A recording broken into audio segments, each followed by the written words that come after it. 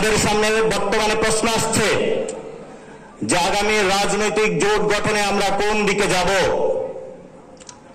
আমরা বলি যে জনগণ সংস্কার চায়, জুলাই সনদের আইনি ভিত্তিতে বাংলাদেশের নতুন একটি সংস্কার প্রক্রিয়ার মধ্য দিয়ে যারা যাবে আমাদের আগামীর জোট তাদের সাথেই হবে। এই ক্ষেত্রে যদি জামায়াত ইসলামী এগিয়ে আসে তাহলে আমরা দুপা এগিয়ে যাব, যদি বিএনপি এগিয়ে আসে তাহলেও আমরা দুপা এগিয়ে যাব।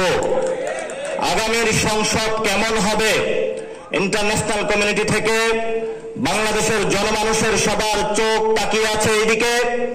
সেখানে আমাদের এনসিপির নীতি হলো আগামীর পার্লামেন্টে আমরা জাতীয় পার্টি এবং আওয়ামী লীগের কোনো প্রতিনিধি দেখতে চাই না।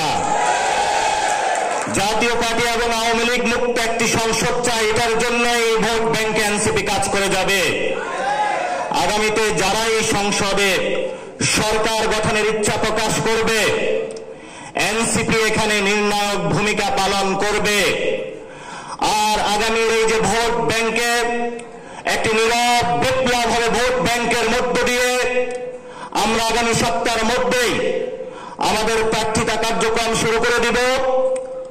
তবে এক সপ্তাহের মধ্যেই কনসেনসাস কমিশন থেকে রাজনৈতিক দল, সিভিল সোসাইটি যারা রয়েছেন আমরা তাদেরকে আবেদন জানাবো যে জুলাই সনদের আইনি প্রক্রিয়ার আপনারা একটি রোডম্যাপ দিন। আমরা একটি রোডম্যাপ দিয়েছি। আমরা বলেছি এটা কোনো প্রজ্ঞাপন হতে পারবে না, কোনো অধ্যাদেশ হতে পারবে না, এটা অবশ্যই বাংলাদেশে জুলাই সনদের আদেশ হতে হবে।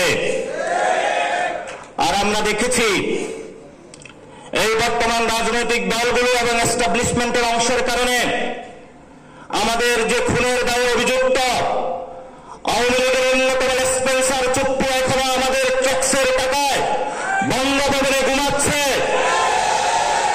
আমরা চুপ্পুর হাত দিয়ে বাংলাদেশে আর কোন আদেশের ক্ষেত্রে সাইন চাই না। এই আদেশের সাইন অবশ্যই ডক্টর ইউনূসের সাইন আমরা চাই।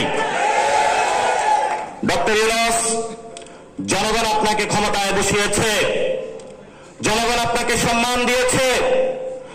আপনি জনগণের প্রতি সম্মান প্রদর্শন করে জনগণের জুলাই সনদের আইনি ভিত্তিক সাইন দিয়ে জনগণের ন্যায্য অধিকার, জনগণের প্রাপ্য অধিকার, শহীদদের বিচার এবং আহত আমাদের যারা ভাই রয়েছেন তাদের আকাঙ্ক্ষিত বিচার, তারা চাচ্ছে বাংলাদেশে হাসিনার বিচার হবে।